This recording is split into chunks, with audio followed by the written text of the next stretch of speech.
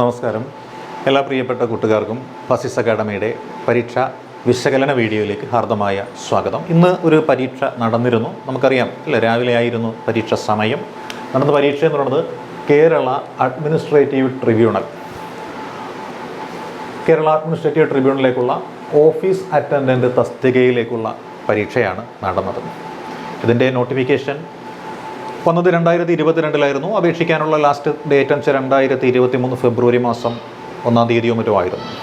അപ്പോൾ 2023 എല്ലാവരും അപ്ലൈ ചെയ്തിരിക്കുക.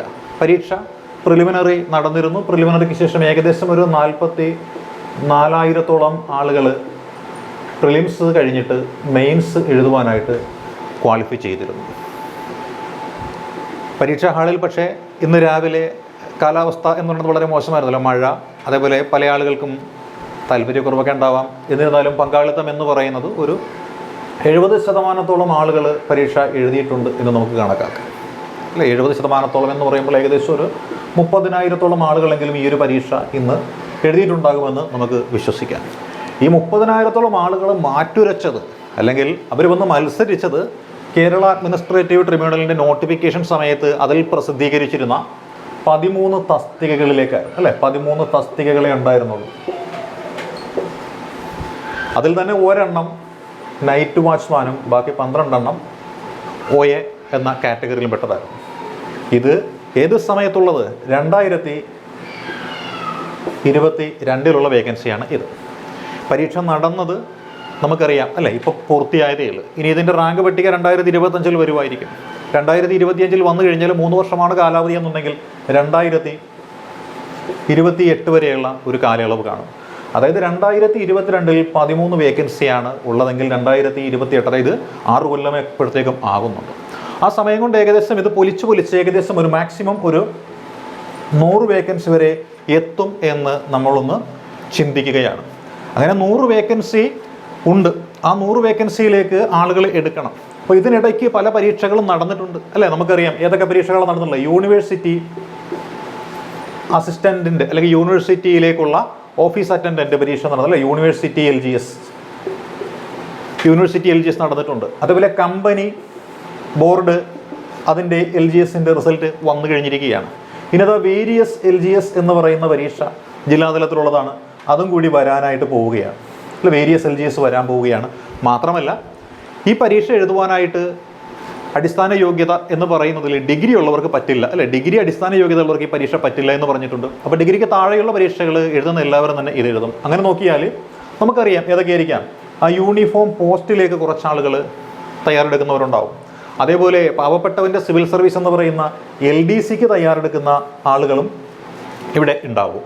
അപ്പോൾ നോക്കിക്കഴിഞ്ഞാൽ ധാരാളം ആളുകൾ എഴുതിയ ഒരു പരീക്ഷയാണ് ഈ പരീക്ഷ എന്ന് പറയുന്നത്. ഇപ്പോൾ നമ്മൾ നോക്കിയാൽ ഈ യൂണിഫോം തസ്തികയിലേക്കുള്ള CPOയുടെ പരീക്ഷ കഴിഞ്ഞിരിക്കുകയാണ് അല്ലേ. അതേപോലെ വനിതാ CPOക്കാരുടെ പരീക്ഷ ഈ അടുത്ത ആഴ്ച വരാൻ പോവുകയാണ്. മാത്രമല്ല LDC പരീക്ഷ എന്ന് വെച്ചാൽ ജനുവരി 26 മുതൽ അങ്ങ് ആരംഭിക്കുവാനും പോവുകയാണ്. അപ്പോൾ സ്വാഭാവികമായിട്ടും എല്ലാവരും LDCക്ക് വേണ്ടിയിട്ടും മറ്റ് പല പരീക്ഷകൾക്ക് വേണ്ടിയിട്ടും വളരെ ഗംഭീരമായ രീതിയിൽ തയ്യാറെടുപ്പ് നടത്തിക്കൊണ്ടിരിക്കുമ്പോൾ വന്ന ഒരു പരീക്ഷയാണ് ഈ കേരള അഡ്മിനിസ്ട്രേറ്റീവ് ട്രിബ്യൂണലിൻ്റെ ഓഫീസ് അറ്റൻഡൻറ്റ് എന്ന് പറഞ്ഞൊരു പരീക്ഷ. അതുകൊണ്ട് തന്നെ സ്വാഭാവികമായിട്ടും 13 വേക്കൻസിയിലേ ഉള്ളു. എനിക്ക് കിട്ടില്ല എന്ന ഉറച്ച വിശ്വാസത്തോടു കൂടിയിട്ടാണ് പല ആളുകളും ഇന്നത്തെ പരീക്ഷയ്ക്ക് പോയിട്ടുണ്ടാവുക.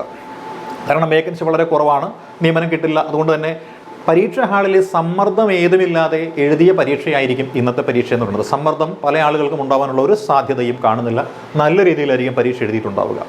പരീക്ഷ ചോദ്യപേപ്പർ ആണെന്നുണ്ടെങ്കിലോ ക്വസ്റ്റ്യൻ പേപ്പർ നമുക്കൊരു 100 മാർക്കിൻ്റേത് ഉണ്ടായിരുന്നു. സാധാരണ എത്ര മികച്ച ചോദ്യങ്ങൾ PSC നൽകിക്കഴിഞ്ഞാലും എല്ലായ്പ്പോഴും എന്തുണ്ടാകുന്നതിലൊരു 5% എറർ എന്ന് പറയുന്നത് ഉണ്ടാവാറുണ്ട്. ചിലപ്പോൾ ഇതിന് ഉത്തരം ശരിയായത് കാണുകയില്ല, ചിലപ്പോൾ പ്രിൻറ്റിംഗ് മിസ്റ്റേക്ക് കാണും, ചിലപ്പോൾ 2 ഉത്തരങ്ങൾ കാണും, ചിലപ്പോൾ ഓപ്ഷനുകൾ എന്ന് പറയുന്നത് ചോദ്യവുമായിട്ട് ബന്ധമില്ലാത്തതായിരിക്കും. അങ്ങനെ നിസ്സാരമായിട്ടുള്ള ചില മിസ്റ്റേക്കുകൾ ഉൾപ്പെടെ 5% എന്ന് പറയുന്നത് പബ്ലിക് സർവീസ് കമ്മീഷൻ്റെ കോമൺ ആയിട്ടുള്ള ഒരു എറർ ഫാക്ടറാണ്. അതുകൊണ്ട് തന്നെ നമ്മൾ നോക്കിയാൽ ഏതൊരു പരീക്ഷയ്ക്ക് 5%-നടുത്ത് എറർ വരാറുണ്ട്. ചിലപ്പോൾ ഇതിൽ കൂടുതലുണ്ടെങ്കിലേ ഉള്ളൂ. മൊത്തത്തിൽ ചോദ്യങ്ങൾ നോക്കിയാൽ ഒരു നല്ല രീതിയിൽ പഠിച്ചു ചെല്ലുന്ന ഒരു ഉദ്യോഗാർത്ഥിയെ വലയ്ക്കുവാൻ സാധ്യതയുള്ള അല്ലെങ്കിൽ കൺഫ്യൂഷൻ ഉണ്ടാക്കുവാൻ സാധ്യതയുള്ള ഒരു 15ഓളം ചോദ്യങ്ങൾ മാത്രമേ ഈ ക്വസ്റ്റ്യൻ പേപ്പറിൽ നമുക്ക് കണ്ടെത്താനായിട്ട് സാധിക്കുകയുള്ളൂ. എന്നിരുന്നാൽ തന്നെയും അതിൽ പലരും റിസ്ക് എടുക്കാൻ സാധ്യതയുണ്ട്. അതുകൊണ്ട് തന്നെ ഇന്നത്തെ പരീക്ഷ അതിൽ ചോദ്യങ്ങൾ അറ്റൻഡ് ചെയ്ത ആളുകളുടെ ആ ഒരു മാനസിക നിലവച്ച് നോക്കിയാൽ 90% ചോദ്യങ്ങൾ, അതിന് മുകളിലുള്ള ചോദ്യങ്ങൾ അറ്റൻഡ് ചെയ്യാനുള്ള പ്രവണത കാണും. ഉറപ്പായിട്ടും 90% മുകളിലുള്ള ചോദ്യങ്ങൾ അറ്റൻഡ് ചെയ്യുവാനായിട്ടുള്ള ഒരു പ്രവണതയൊക്കെ കാണും. കാരണം പരീക്ഷ വളരെ സിമ്പിളായിരുന്നു, അല്ലേ? വേക്കൻസി വളരെ കുറവ് എന്നതുകൊണ്ട് തന്നെ എന്താണ്, മാനസിക സമ്മർദ്ദമില്ലാതെ പെട്ടെന്നെല്ലാം അങ്ങോട്ട് ചെയ്തു പോകും. അതുകൊണ്ട് തന്നെ മാനസിക സമ്മർദ്ദമില്ലാതെ പരീക്ഷ എഴുതുന്നതുകൊണ്ട് പലരും തെറ്റുവരുത്തുവാനുള്ള സാധ്യത എന്ന് പറയുന്നത് വളരെ കുറവ് തന്നെയാണ്. അതുകൊണ്ട് തന്നെ പല ആളുകൾക്കും നല്ല രീതിയിൽ പഠിച്ചു പോകുന്ന, പ്രത്യേകിച്ച് LDC പോലെയുള്ള പരീക്ഷകൾക്കൊക്കെ വേണ്ടിയിട്ട് നല്ല രീതിയിൽ തയ്യാറെടുപ്പ് നടത്തിയിരിക്കുന്ന ആളുകളെ സംബന്ധിച്ചിടത്തോളം അവർക്ക് നല്ല രീതിയിൽ തയ്യാറെടുക്കുന്ന ഒരാളിനെ സംബന്ധിച്ച് ഒരു 80 മാർക്ക് എന്ന് പറയുന്നത് സ്വാഭാവികമായിട്ടും എത്തിപ്പിടിക്കാൻ പറ്റുന്ന ഒരു മാർക്ക് തന്നെ. 80 മാർക്ക് എന്ന് പറയുന്നത് എത്തിപ്പിടിക്കാൻ പറ്റുന്ന ഒരു മാർക്ക് തന്നെയാണ്. അപ്പോൾ വേക്കൻസിയൊക്കെ വളരെ കുറവായതുകൊണ്ട് തന്നെ ഈ 80 മാർക്ക് എന്ന് പറയുന്നത് എന്തായിരിക്കാം, ചിലപ്പോൾ ജോലി ലഭിക്കുവാനായിട്ട് പര്യാപ്തമായ ഒരു മാർക്കായിരിക്കാം. കാര്യം എത്ര പേരുടെ റാങ്ക് പട്ടിക ഉണ്ടാകുമെന്ന് നമുക്ക് യാതൊരു ഒരു കാഴ്ചപ്പാടുമില്ല. നമ്മുടെ ഒരു കണക്ക് കൂട്ടലാണ് 100 പേരുടേത് എങ്കിലും നിയമനം നടക്കുവാണ്. അപ്പോൾ 100 പേരുടെ നിയമനം നടക്കുമെന്നുണ്ടെങ്കിൽ ആ മെയിൻ ലിസ്റ്റും സപ്ലിമെൻ്ററി ലിസ്റ്റും എല്ലാം കൂടിയിട്ട് ഏകദേശം ഒരു 300-നടുത്ത് അല്ലെങ്കിൽ ഒരു 250 അല്ലെ, സപ്ലിമെൻ്ററി മെയിൻ ലിസ്റ്റ് ഉൾപ്പെടെ ഒരു 300-ൽ താഴെയുള്ള ആൾക്കാരുടെ മാത്രമേ ലിസ്റ്റ് ഇടാനായിട്ട് സാധ്യതയുള്ളൂ. അത്രയും വിപുലമാക്കി ഇടുന്നത് എന്തുകൊണ്ട് എന്ന് ചോദിച്ചാൽ, നമ്മൾ നേരത്തെ പറഞ്ഞല്ലോ, ഈ പറഞ്ഞിട്ടുള്ള ആളുകൾ അല്ലെ, വേരിയസ് LGSൽ ഉൾപ്പെട്ടിട്ടുള്ളവരുണ്ടാവും, LDCയിൽ ഉൾപ്പെട്ടിട്ടുള്ളവരുണ്ടാവും, കമ്പനി ബോർഡ് LGSൽ ഉൾപ്പെട്ടിട്ടുള്ളവരുണ്ടാവും, യൂണിവേഴ്സിറ്റി LGSൽ ഉൾപ്പെട്ടിട്ടുള്ളവരും ഉണ്ടാവും. അപ്പോൾ അങ്ങനെ നോക്കിയാൽ ഏകദേശം ഒരു 300 പേരുടെയെങ്കിലും റാങ്ക് പട്ടിക ഇടാനുള്ള സാധ്യത കാണുന്നുണ്ട്. അങ്ങനെയാണെങ്കിൽ മാത്രമേ ഏകദേശം ഇവർക്ക് ഈ ആളുകളെ എല്ലാവരെയും ഉൾപ്പെടുത്തി എടുക്കാൻ സാധിക്കുള്ളൂ. പ്രത്യേകിച്ച് 2026 മുതൽ ഇലക്ഷനൊക്കെ വരുന്നൊരു സമയമായതുകൊണ്ട് തന്നെ റാങ്ക് പട്ടികയിലുള്ള ഉദ്യോഗാർത്ഥികൾ സെക്രട്ടേറിയറ്റിന് മുന്നിൽ സമരം നടത്താതിരിക്കാൻ വേണ്ടിയിട്ട് ചുരുങ്ങിയ റാങ്ക് പട്ടികയും ആ ചുരുങ്ങിയ റാങ്ക് പട്ടികയിൽ ഉൾപ്പെട്ടിട്ടുള്ളവർക്കും സപ്ലിമെൻ്ററി ലിസ്റ്റിൽ ഉൾപ്പെട്ടിട്ടുള്ളവർക്കൊക്കെ നിയമനം നൽകുവാനുമുള്ള ഒരു പരിശ്രമമായിരിക്കും വോട്ട് ബാങ്ക് ഉറപ്പിക്കാൻ വേണ്ടിയിട്ട് ചെയ്യാനുള്ള സാധ്യത. അതുകൂടി കണക്കിലെടുത്തു കഴിഞ്ഞാൽ ഏകദേശം ഒരു 300ഓളം പേരുടെ റാങ്ക് പട്ടിക വരാം. അങ്ങനെയാണെങ്കിൽ ഇന്നത്തെ പരീക്ഷയ്ക്ക് എങ്ങനെ മാർക്ക് നേടിയ ആളുകൾക്കായിരിക്കും വിജയ സാധ്യത എന്ന് ചിന്തിച്ചു കഴിഞ്ഞാൽ നമുക്ക് ചിന്തിക്കാൻ പറ്റുന്ന കാര്യമേ ഉള്ളൂ, അല്ലേ? ഏകദേശം ഒരു 5% എറർ ഉണ്ടാവും, അല്ലേ? പിന്നെ ഏകദേശം ഒരു 15% ചോദ്യങ്ങൾ എന്ന് പറയുന്നത് എങ്ങനെയായിരുന്നു, ടഫായിരുന്നു. അപ്പോൾ റിസ്ക് എടുക്കാൻ തയ്യാറായിട്ടുള്ള ആളുകൾക്ക് ഒരു 80-ന് മുകളിലുള്ള മാർക്ക് കിട്ടും. എന്ന് വെച്ചാൽ 90-ന് മുകളിൽ ചോദ്യങ്ങൾ ചെയ്തിട്ടുള്ള ആളുകളുണ്ടെങ്കിൽ അവർക്ക് ഒരു 80-ന് മുകളിൽ മാർക്ക് കിട്ടിയിരിക്കും. അപ്പോൾ 80 മാർക്ക് കിട്ടിയിട്ടുണ്ടെങ്കിൽ നമുക്ക് എന്തായാലും ജോലി ലഭിക്കുവാൻ പര്യാപ്തമായ ഒരു മാർക്ക് തന്നെയാണ്. ഇനി പക്ഷേ നമ്മൾ പറഞ്ഞല്ലോ, ഈ LGS പരീക്ഷ എന്ന് പറയുന്നിടത്ത് യൂണിവേഴ്സിറ്റിയുടെയും കമ്പനി ബോർഡിൻ്റെയും ജില്ലാതലത്തിലുള്ള LGS എല്ലാം വരുന്നത് കൊണ്ട് എല്ലാവരും തന്നെ ഈ പരീക്ഷ എഴുതുന്നത് കൊണ്ടും ഈ അഡ്മിനിസ്ട്രേറ്റീവ് ട്രിബ്യൂണലിൽ കിട്ടിക്കഴിഞ്ഞാൽ അത് പോകുമോ പോകാതിരിക്കുമോ എന്നുള്ളതൊക്കെ പിന്നത്തെ കാര്യമാണ്.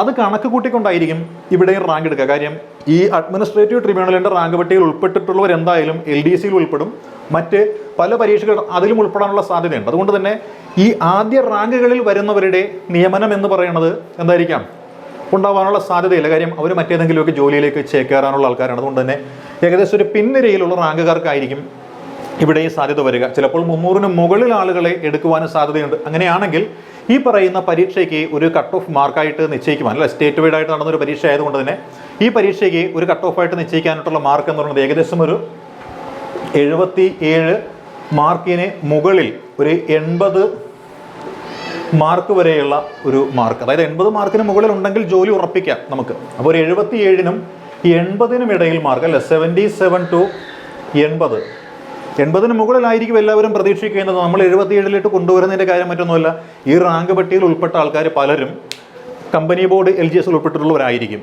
അല്ലേ? അവർ പലപ്പോഴും എന്തായിരിക്കാം, അത്തരത്തിലുള്ള അവർക്ക് ഇഷ്ടപ്പെട്ട സ്ഥാപനങ്ങളിലേക്ക് പോകാം. പിന്നെ യൂണിവേഴ്സിറ്റി LGS വരികയാണെങ്കിൽ അതിലും അവർ ഉൾപ്പെട്ടിട്ടുണ്ടാവും. പിന്നെ വേരിയസ് LGS വന്നു കഴിഞ്ഞാൽ അതിൽ ഉൾപ്പെട്ടിട്ടുള്ള ആൾക്കാരും കാണും. അപ്പോൾ എന്തായാലും റിസൾട്ട് നോക്കിയാൽ LDCയിലും പോലീസിലും മറ്റിതര LGS പരീക്ഷയിലുമൊക്കെ ഉൾപ്പെട്ടിട്ടുള്ള ആൾക്കാരായിരിക്കും ഈ പറയുന്ന ആദ്യത്തെ റാങ്കുകളിൽ വരിക. ആദ്യത്തെ 100 റാങ്കുകളിൽ എന്തായാലും വരുന്നത് അവർ തന്നെയായിരിക്കും. അതുകൊണ്ട് തന്നെ ഈ പരീക്ഷ ഉദ്ദേശത്തിന് പ്രയോജനം കിട്ടണമെന്നുണ്ടെങ്കിൽ പിൻനിരയിലേക്ക് കുറച്ച് ആൾക്കാർ റിസർവ് ചെയ്യേണ്ടതുണ്ട്. അതുകൊണ്ട് തന്നെ ഏകദേശം ഒരു 77 മാർക്കിനും 80 മാർക്കിനും ഇടയിൽ മാർക്ക് നേടിച്ചിട്ടുള്ള ആളുകൾക്ക് പോലും ചിലപ്പോൾ ജോലി കിട്ടാനുള്ള സാധ്യത കാണുന്നുണ്ട്. കാര്യം വേക്കൻസി വളരെ കുറവായത് കൊണ്ട് തന്നെയാണ് നമ്മളിങ്ങനെ പറയുന്നത്. 100ഓളം വേക്കൻസി ആണെന്നുണ്ടെങ്കിൽ സ്റ്റേറ്റ് വൈഡ് ആണ്. ഒരു 77-80 മാർക്ക് ഉണ്ടെങ്കിൽ ലിസ്റ്റിൽ ഉൾപ്പെടാനും 80 മാർക്കിന് മുകളിലുണ്ടെങ്കിൽ ജോലി ലഭിക്കുവാനുമുള്ള സാധ്യത ഉണ്ട് എന്നാണ് ബാസിസ് അക്കാഡമിയുടെ നിഗമനമായിട്ട് കണക്കാക്കുന്നത്. ഇങ്ങനെയുള്ള ഒരു പരീക്ഷകൾക്കൊക്കെ പോകുമ്പോൾ കൂടുതൽ പരീക്ഷകൾ എഴുതി നല്ല പരിശീലനം നേടി പരീക്ഷയുടെ ഭയം മാറ്റി പോവുകയാണെങ്കിൽ നമുക്ക് കൂടുതൽ മാർക്കുകൾ സ്കോർ ചെയ്യാൻ സാധിക്കുന്നതാണ്. നമ്മൾ ജൂലൈ മാസം 2-ാം തീയതി മുതൽ ജൂലൈ 2 മുതൽ ബാസിസ് അക്കാഡമി ഒരു ടെസ്റ്റ് സീരീസ് ആരംഭിക്കുന്നുണ്ട്. സബ്ജക്റ്റ് വൈസിലുള്ള ടെസ്റ്റ് സീരീസ് ആണ്. അതായത് LDCയുടെ സിലബസിലുള്ള എല്ലാ സബ്ജക്റ്റും ഉൾപ്പെടുത്തിക്കൊണ്ട് ഓരോ സബ്ജക്റ്റിൽ നിന്നും പരമാവധി ചോദ്യങ്ങൾ ഉൾപ്പെടുത്തിക്കൊണ്ട് ഓരോ സബ്ജക്റ്റിനും 2, 3, 4 മോഡൽ പരീക്ഷകൾ നടത്തിക്കൊണ്ടുള്ള ഒരു പരീക്ഷയാണ്. അങ്ങനെ 60 ക്വസ്റ്റ്യൻ സീരീസാണ്. അതായത് 60 ടെസ്റ്റ് പേപ്പർ സീരീസുകളാണ് ഇവിടെ നമ്മൾ ഉൾപ്പെടുത്തിയിരിക്കുന്നത്. അപ്പോൾ ഈ ഒരു ടെസ്റ്റ് പേപ്പർ സീരീസിൽ നമ്മൾ പഠിച്ചു കഴിഞ്ഞാൽ ഒരു സബ്ജക്റ്റിൽ നിന്ന് പരമാവധി വരാൻ സാധ്യതയുള്ള ചോദ്യങ്ങൾ നമുക്ക് മനസ്സിലാക്കാൻ സാധിക്കും. ഇനി നമുക്കറിയാത്ത ഉത്തരമാണെങ്കിൽ ആ മേഖല കണ്ടെത്തിയിട്ട് അവിടെ കൂടുതൽ പഠനം നടത്തിയിട്ട് വരാനിരിക്കുന്ന പരീക്ഷകളിൽ കൂടുതൽ മാർക്ക് സ്കോർ ചെയ്യാനായിട്ട് സാധിക്കുന്നതാണ്. അപ്പോൾ ഈ ഒരു ടെസ്റ്റ് പേപ്പർ സീരീസിൽ ജോയിൻ ചെയ്യുവാനായിട്ട് താല്പര്യമുള്ളവരുണ്ടെങ്കിൽ ഈ കാണുന്ന നമ്പറിലേക്ക് വാട്സപ്പിലോ ടെലഗ്രാമിലോ മെസ്സേജ് അയക്കാവുന്നതാണ്. 98 46 18 31 66 ടെസ്റ്റ് പേപ്പർ സീരീസ്.